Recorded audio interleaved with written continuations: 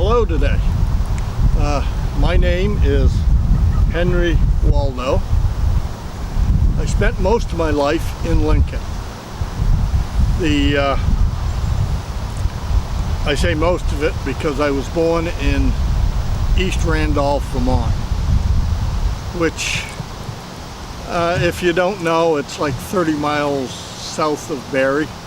It's in what is now known as the Green Mountain National Forest, which is odd in that I lived most of my life in the White Mountain National Forest. I graduated from high school over there in 1922, and I applied to and was accepted to the University of Maine in Orono Forestry training program, where I graduated with a Bachelor's of Science degree in 1926. I got a job here in Lincoln working for the Parker Young Company, and working as I spent most of my time in the woods, taking care of crews, doing some surveying and working. My time in Lincoln,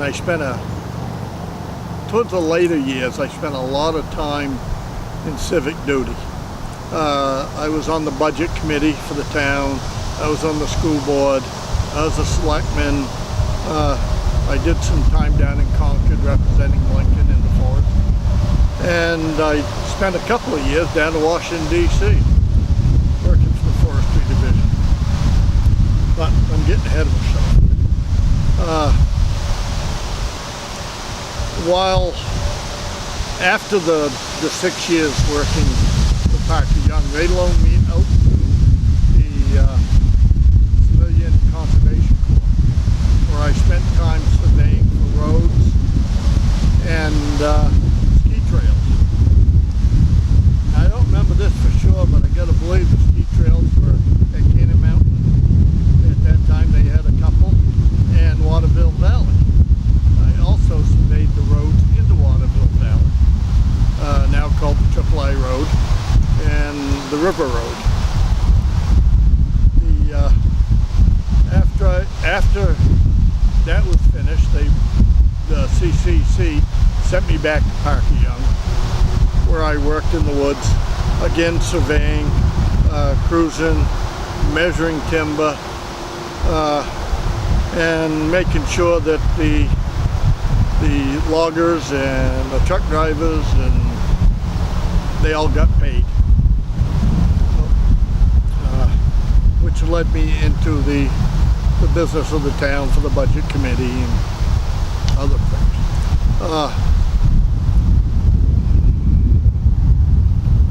I've lost myself.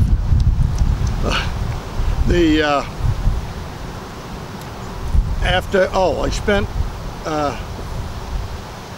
time with Parker Young right up until the paper mill closed. One of the major jobs I did was when the White Mountain National Forest was being organized. 72,000 acres of Parker Young land was being sold. In that 72,000 acres was 7,000 acres of virgin forest. I had to mark the boundaries to the forest, to the virgin forest. And that happened in late fall, November, and early winter, December and January. One of the stories I like to tell is when I was walking out after a day of boundary walking. I was heading for the railroad tracks, and I stepped on a hibernating bear. I don't know who was more scared, me or the bear. After that, I ended up in Washington, D.C., where I did work for the Forestry division for the national government. And my son, William, got very sick. So we ended up coming back to Lincoln. I stayed here the rest of my life. once the mill had closed down, I kind of retired, went into public service. I lived to the ripe old age of 90 years old. Finally passed away in 1994. I had 2 wives. My first wife was Mildred. We got married in 1926, and she died 46 years later. I then spent 6 years as a bachelor and ended up marrying Rena Proctor of Lincoln. And she was my wife when I passed away. And I guess I got most of the high points. Family always was and always will be one of my favorite subjects.